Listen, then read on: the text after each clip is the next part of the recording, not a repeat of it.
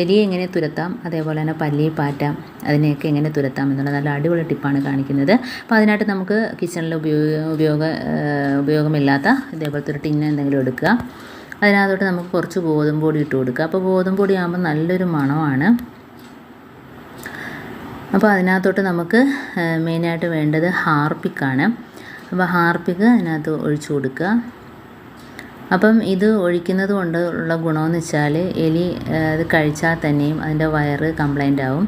അപ്പോഴത്തേനും പിന്നെ ഒരു എലിയും നമ്മൾ ആ പരിസരത്ത് പോലും വരത്തില്ല.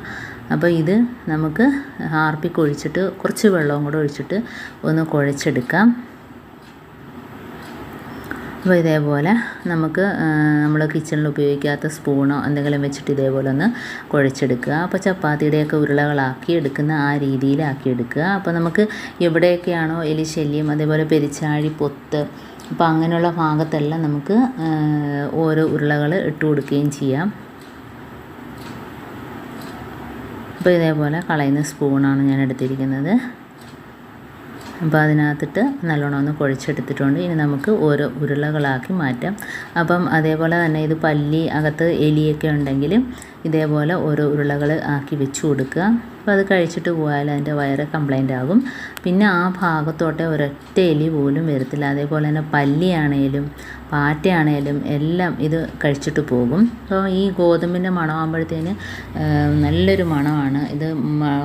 ഇതിൻ്റെ മണം അടിച്ചിട്ട് തന്നെ അതുങ്ങൾ കഴിച്ചിട്ട് പോവുകയും ചെയ്തോളും.